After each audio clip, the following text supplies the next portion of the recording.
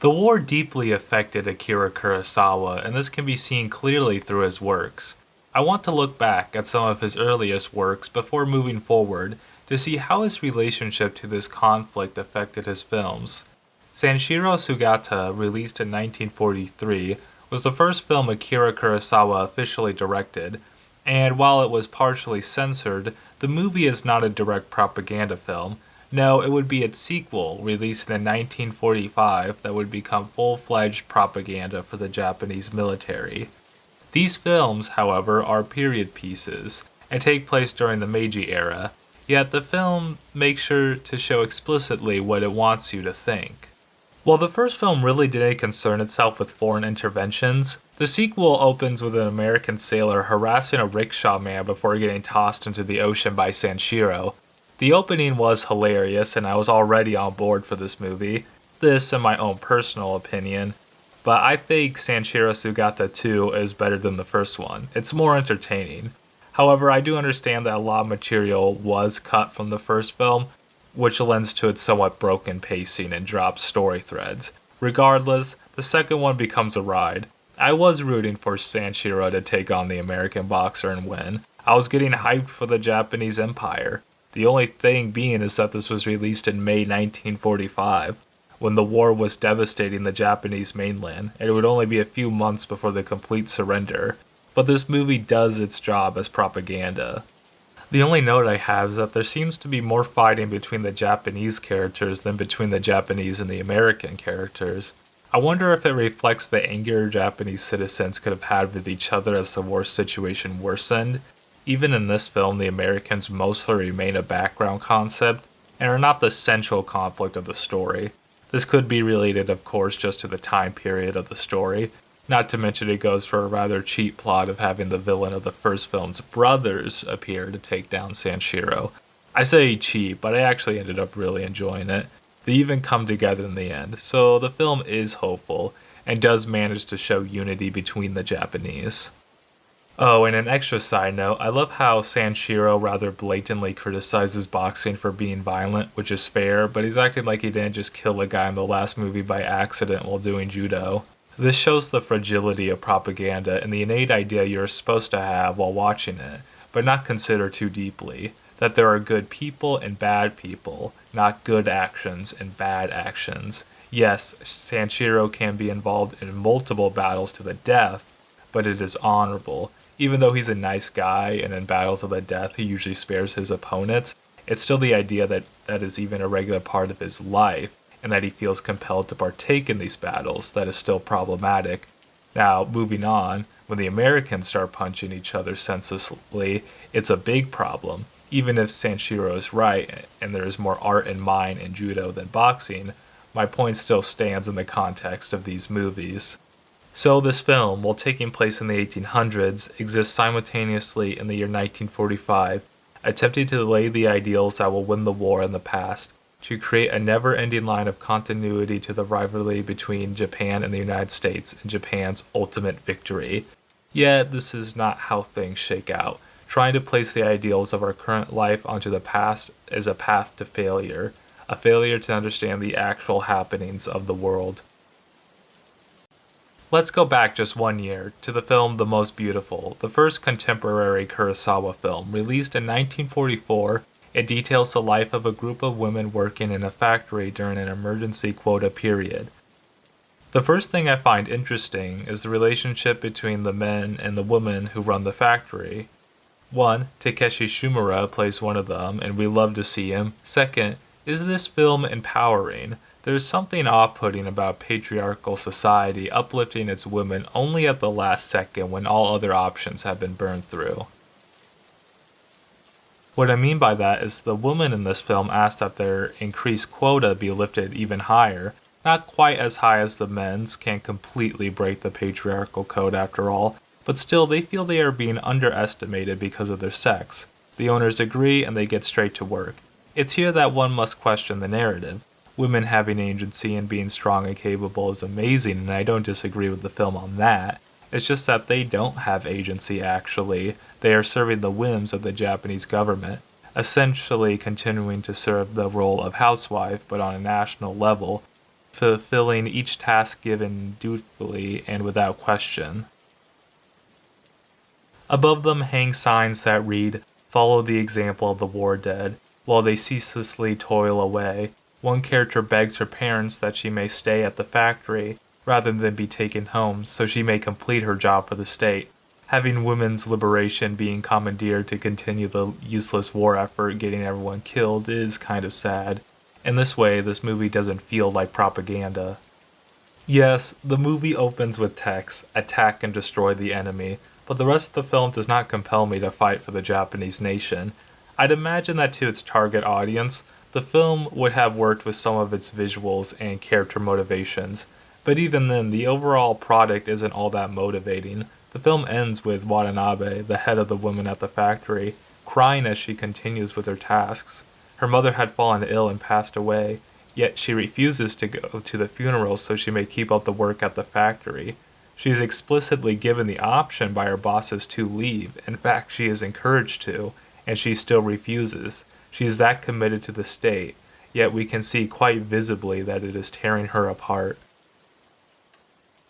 One line that sticks with me is when one woman looks out the window at a passing train and remarks, "If only I could just get on that train, I could go home." This stands out in contrast to the other characters, who all want to stay put, while her wishful line simply drifts into the air and is not called into question by any of the other characters before moving on. This one idea breaks through the rest of the nationalistic fervor and represents the true desires of the Japanese people. The want to go home and to be done with the war. When this film was made, the enemy was inching closer every day and the bombings had started. The situation was dire and endlessly stressful. Kurosawa wasn't interested in making films for the Japanese government. He wanted to tell human stories. As such, I see why the film ends like this. How could it end differently? With the war worsening, what note of joy could it give? All it asks is for continued perseverance. When the war finally ended, Kurosawa was free to tell the stories he wanted without going through censorship. The next film I'll briefly discuss is One Wonderful Sunday. This is simply an amazing film through and through, and its relationship to the war is fascinating. The film was released in 1947 and details a young couple trying to have a nice day in the city while running through some trouble. The imagery of the war is ever present, but it's left to live in the background, haunting the characters but not necessarily taking center stage. Many of the backdrops in this film are of bombed-out streets where only the foundations of buildings still stand. The war still weighs heavily on the characters' minds, but it is over. Yuzu was sent overseas in the war and seems to be a broken man. He worked 6 days a week to earn a pretty meager salary, yet he and his fiancée are able to build each other up, and by the end of the film find a renewed drive to live in the face of the destroyed world around them. That's pretty neat. I like it. Now let us get into the main subject of this video, Akira Kurosawa's penultimate film, Rhapsody in August. This would be his final contemporary film as well. I wanted to discuss this film for its thematic elements, mainly its disassociation with the war itself. What I mean by that is the movie is clearly about the war. However, it takes place over 45 years after its conclusion. The film follows an elderly grandmother watching over 4 grandchildren, while their parents are off meeting with the older brother of the grandmother, who has recently made himself known again. The grandmother lives in a rural area just outside the city of Nagasaki, and as the film goes on, the kids begin to learn more and more, not only about the destruction of the city, but about their grandfather as well, who was killed when the weapon went off. The film comes mostly without flashbacks. The only window to the past is the grandmother. She is the only one in the family who remembers the events of that day. What this film opens up is a feeling of loss, not just of people, but of time.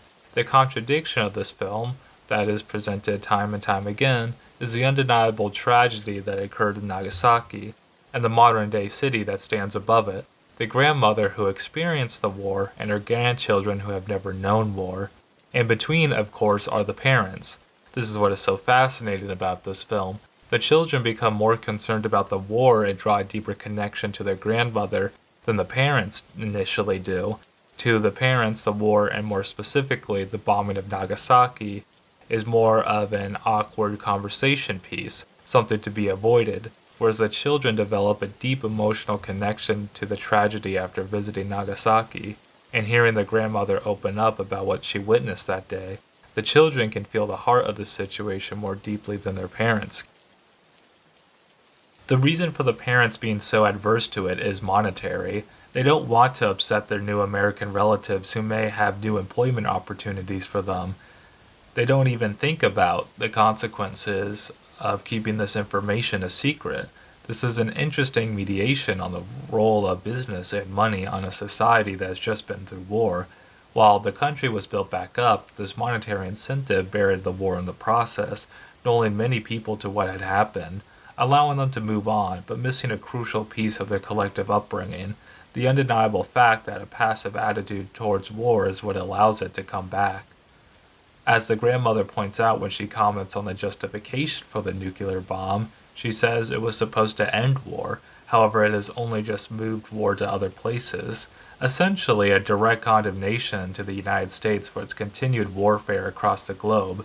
Japan is allowed to live in bliss, seemingly far removed from conflict, but it wasn't that many years ago that Japan's cities were being burned down. To the grandmother, the war exists every day. Her husband died when the bomb dropped, and as such, she has to live every day without him. Earlier in the film, she recounts the story of one of her siblings, who fled into the mountains and eloped with a woman. There they built a small cabin next to 2 trees. The trees were picked because they resemble a lover's suicide.